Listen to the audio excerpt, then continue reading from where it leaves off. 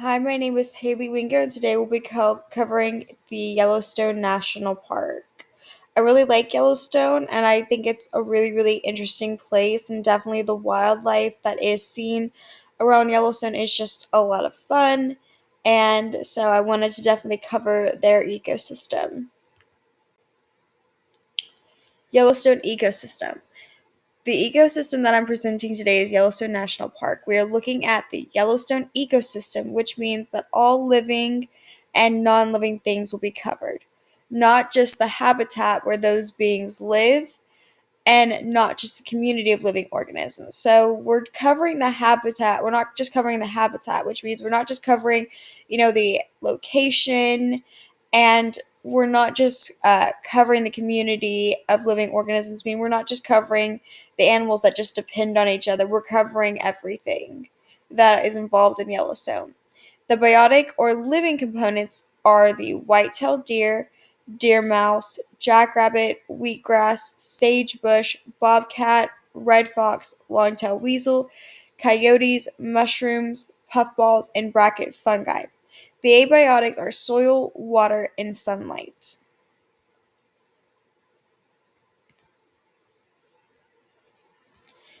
Food chain. In Yellowstone, there are tertiary consumers, the coyote, which is at the top right here.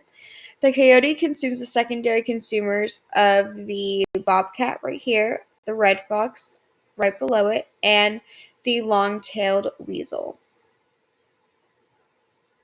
And the primary consumers like the white-tailed deer, jackrabbit, and deer mouse are also consumed as well.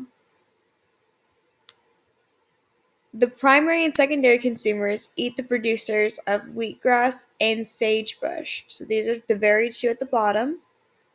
And if the deer mouse population right here were to decrease, the predators like the bobcat, the long-tailed weasel, and the red fox that consumed them would have to depend more on the prey right here, which is the white-tailed deer and the jackrabbit, and these would become lowered. Their populations would decrease as well, which means it would definitely deplete resources all across the board. And if these beings, their resources were to be depleted, that means that they would not probably survive, or their populations would decrease, which would affect the tertiary consumer of the coyote. So it would affect all of these living beings if just one, the deer mouse, were to decrease. Energy flow. Producers wheatgrass and sagebush obtain 100% of the energy they obtain from the sun. Primary consumers, the white-tailed deer, deer mouse, and jackrabbit, get 10% of the energy from the producers they consume. The secondary consumers, bobcat, red fox, and long-tailed weasel, only obtain 1% of the energy from the primary consumers they eat. Tertiary consumers, the coyote, only receives 0.1% of energy from the secondary consumers it eats.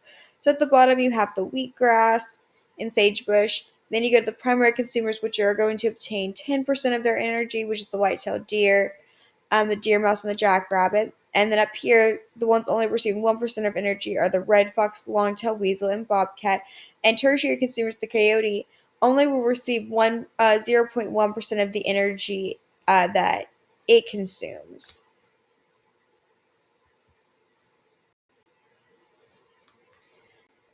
Detritivores. The detritivores' job is to break down all dead matter, making it the top of the food chain. The ones at Yellowstone are mushrooms, puffballs, and bracket fungi. So these are the mushrooms, this is the puffball, and this is the bracket fungi. And as you can see from this food chain, it's definitely looking like a little bit of a hot mess here, but there's good reason for that because all of these living beings are connected to these three. Because no matter what happens in this food chain as these animals die from old age or for other reasons, they all of their body gets broken down by these three living organisms, and they break these things down for energy. So this is why it all seems to be connected and every arrow is going everywhere, is because it is just one big giant web. Abiotic influences. Abiotic non-living basically influences all biotic living. If the water changes, all living beings from producers, primary, secondary, and tertiary consumers could become dehydrated or contaminated if any changes occur. So, if anything happens to the water, whether there is less of it, they become dehydrated, or if it becomes a contaminated water source, then obviously that would cause poisoning or would cause illnesses in the animals that consume that water. Increased sunlight could create high heat that living organisms there do not tolerate. So these living organisms are used to certain types of ecosystems, and if that changes, they can become overheated. They could not feel like hunting. They could not feel like eating, and this could create serious issues with their ability to adapt there. If soil quality changes, the producers could die off. This would lead to the producers not growing, which would starve primary consumers, which would deplete resources for the secondary consumers. Which secondary consumers die off, the tertiary consumers would be next. So, if anything happens with the soil and those plants can't grow, then the primary consumers that eat them obviously wouldn't have resources and they would eventually die off, and then the secondary consumers that eat the primary consumers, they would lose resources and they would eventually die off, and then the tertiary consumers that eat the secondary consumers, the coyote, would eventually die off as well because their resources are all becoming depleted just by the soil changing and plants not being able to grow. These are my citations. I hope you enjoyed my presentation and I hope it was informative. Thank you so much.